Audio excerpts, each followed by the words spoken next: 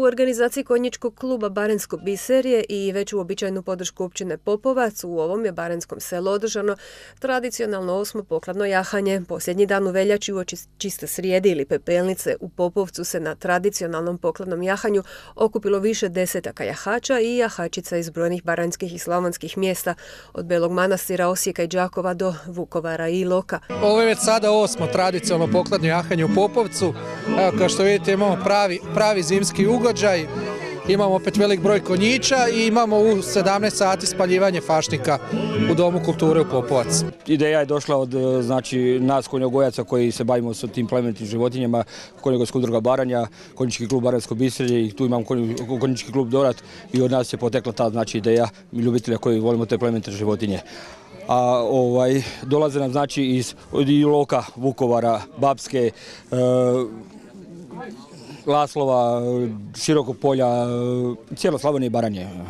Evo, nakon ovog okupljanja, kakav je program za dalje? Pa evo ovako, ovdje imamo pozdravnu riječ načelnika, predsjednika konjičkog kluba, to je mene, pozdravljam veličasni posveta konja i onda krećemo po postajama. Predviđenih postaja imamo 6 predviđenih postaja. Evo, malo predstavite u kratkim crtama vaš konjički klub, koliko imate članova, koliko imate grla i...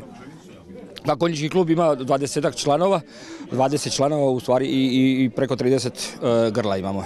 Znači što lipicanske pasmine i tipu lipicanca i ima nešto hladnih krvnjaka. Recite kako mladi prihvaćaju tu nastavak te tradicije?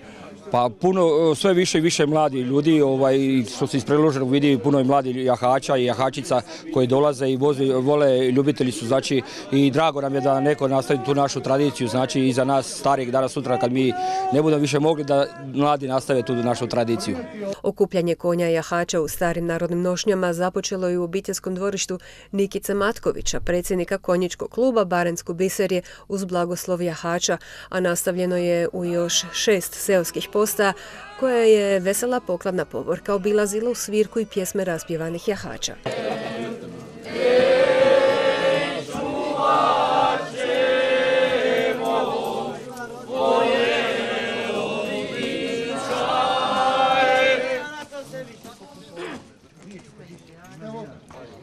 Najveća smo udruga, imamo 64 člana, od toga 40 aktivni što imaju konja, a ovo su simpatizeri, pioniri što nam je najdražije, što volimo privlačiti mlade i to nam je cilj da ih privučemo da nam prenesu na buduće generacije tu tradiciju našu.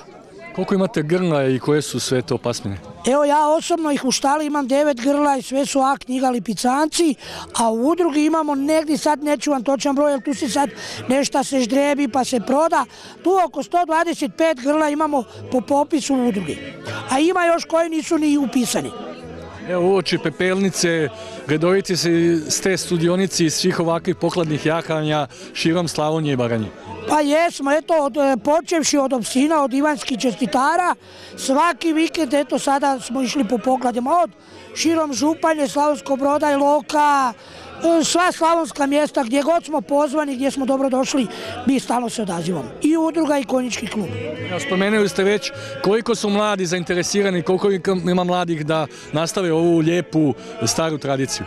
Pa da, kažem, neću sad baš reći svakodnevno, ali kad me sretnu, Čiko, jel možemo u udrugu, možete djeco, reku, nama je to i cilj, da nam se djeca priključe, mladi da se priključe, da vide šta je to, da zavole i naravno, kao što sam i rekao, da prenesu dalje tradiciju. Kad mi izubremo stari, da ima nas ko nas slijediti. Kod nas dolaze Baranjci, znači kad su kod nas manifestacije, oni dolaze kod nas, mi odlazimo kod njih i tako družimo se i podržavamo jedni i druge. Podsjetite, predstavite vašu udrugu, koliko imate članova, koliko konja? Konjogojska udruga Potkova Vukovar ima 35 članova, od toga ima 25 grla konja, nešto lipicanske pasmine, nešto toplokrvne. Otkuda ljubav prema konjima, jahanju?